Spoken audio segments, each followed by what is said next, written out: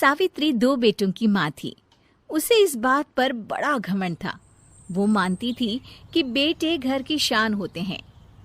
ये ले सावित्री, मिठाई खा, मेरे यहाँ पोती पैदा हुई है। ये सुनते ही सावित्री मुंह बना के कहती है, अरे तू तो लुट गई, बर्बाद हो गई, तेरे यहाँ लड़की पैदा हो गई। अरे तू ऐसा क्यों कह रही है? मैं तो बहुत खुश हूँ। अरे जब तेरी पोती के पीछे तुझे खर्चे पर खर्चे करने पड़ेंगे ना, तब ये तेरी सारी खुशी गम में बदल जाएगी। पहले लड़की की पढ़ाई लिखाई का खर्चा, फिर उसकी शादी का खर्चा। अरे आजकल की शादियाँ कितनी महंगी हो गई है। गहने बनाओ, लाखों रुपए पानी की तरह बह जाते हैं। लड़कियाँ तो सिर्फ खर्चा करवाने के लिए ही पैदा होती हैं। इस तरह लड़कियों के प्रति अपने विचार व्यक्त करते हुए सावित्री ममता को लंबा चौड़ा भाषण देके चली जाती है। अब तो आप लोग इस कहानी में सावित्री देवी का पात्र अच्छी तरह समझ ही गए होंगे। कुछ समय बाद सावित्री की बड़ी बहू भी एक लड़की को जन्म देती है। फिर क्या था, सावित्री पूरा आसमान सर पर उठा लेती है। हे भगवान, ये तू मुझसे किस जन्म का बदला ले रहा है? अरे मैं तो मंदिर में रोज आकर तुझसे कहती तो थी कि मुझे एक पोता चाहिए, और तूने मुझे पोती दे दी। इतनी मिठाइयाँ और प्रसाद चढ़ाने का क्या फायदा हुआ? तभी सावित्री की बहू निशा कहती है, क्या माँ जी, आप भी इतनी सी बात पर नाराज हो गई हैं? देखिए तो आपकी पोती कितनी सुंदर है, बिल्कुल आप पर गई है। अरे चुप कर, तुझे 9 महीने इतने महंगे महंगे काजू बादाम फल फ्रूट खिलाने का फायदा क्या हुआ? मेरे तो सारे पैसे बर्बाद हो गए। ये सुन सावित्री का बड़ा बेटा अजय कहता है, माँ, तुम सिर्फ नाम के लिए 2020 में रहती हो। असल में तुम्हारा दिमाग सैकड़ों साल पुरानी सोच रखता है। आज के जमाने में लड़का और लड़की में कौन फर्क करता है? मैं तो बहुत खुश हूँ कि भगवान ने मुझे लक्ष्मी के रूप में बेटी दी है। लेकिन सावित्री पर अजय की बातों का कोई असर नहीं होता। नालायक, अपनी पत्नी की जबान बोल रहा है। मेरा बड़ा बेटा तो हाथ से गया। लेकिन सावित्री देवी हार मानने वाली नहीं थी। वो पोते की चाह में अपने छोटे बेटे विजय की शादी करवा देती है। कुछ समय बाद आखिरकार वो दिन आ ही जाता है जब सावित्री की छोटी बहू गर्भवती हो जाती है।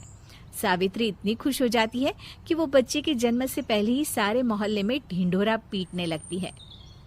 ये क्या सावित्री, तू तो पोते के जन्म से पहले ही मिठाई बांट रही है। पहले पोता पैदा तो होने दे, और फिर क्या पता अगर पोते की जगह पोती पैदा हो गई तो। ये सुन सावित्री चिढ़ जाती है। अरे अपनी काली जबान मत चला, मेरी मिठाई खा के मेरा ही बुरा सोच रही है। बड़ी आई, ला मेरी मिठाई वापस कर। देख लेना, इस बार मेरे यहाँ पोता पैदा होगा, पोता। लेकिन ठीक इसका उल्टा होता है। सावित्री की छोटी बहू भी एक लड़की को जन्म देती है। सावित्री फिर से रोना धोना शुरू कर देती है और अपनी छोटी बहू को कोसते हुए भला बुरा कहने लगती है। देखते ही देखते ये सावित्री की रोज की आदत हो जाती है। एक दिन उसकी इस आदत से परेशान होकर विजय अपने भाई अजय से कहता है, भैया, माँ खुद एक औरत होकर हमारी बेटियों को पसंद नहीं करती, उल्टा उन्हें रोज कोसती रहती है। मुझे माँ की यह आदत बिल्कुल पसंद नहीं आती। अरे तू ठीक कहता है, मैं भी अब माँ से तंग आ गया हूँ।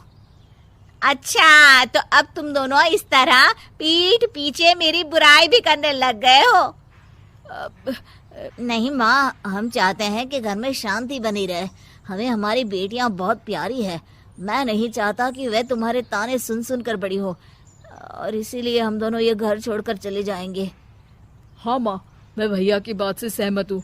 जब तुम इस घर में अकेली रहोगी तब तुम्हें अपनों की कीमत का एहसास होगा। अपने दोनों बेटों के मुंह से अपनी माँ के लिए इतने कठोर शब्द सुन सावित्री भावुक और रुआंसी होकर कहती है, क्या सच में तुम दोनों मुझे इस घर में अकेली छोड़कर चले जाओगे? हाँ माँ। हाँ माँ, अब पानी सर के ऊपर जा चुका है। मैं तुम दोनों के बिना नहीं रह सकती। अपनी सास के आंसू देख अजय और विजय की पत्नी अपने पतियों से लड़ पड़ती है। अरे जिसे जाना है वो जाए, मैं माँ जी को छोड़कर कहीं नहीं जाने वाली।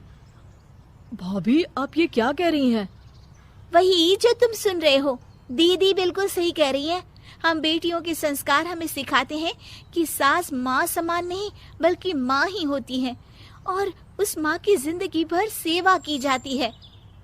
बेटे अपना फर्ज भूल सकते हैं, लेकिन बेटियां नहीं। आप दोनों शौक से जा सकते हैं। माँ जी, हम दोनों के रहते आपको किसी बात की फिक्र करने की जरूरत नहीं। फिर क्या था, सावित्री के ऊपर छाए बेटों के घमंड के बादल उसकी बेटी स्वरूप बहुओं के तेज के आगे आंसू के रूप में परिवर्तित होकर सावित्री की आंखों से बहने लगते हैं और वो उन दोनों को गले लगा लेती है। मैं जिंदगी भर बेटियों को कोसती रही, लेकिन आज तुम दोनों को देख मुझे समझ आ गया कि बड़े अभागे होते हैं वो लोग जिनके घर बेटियां नहीं होती।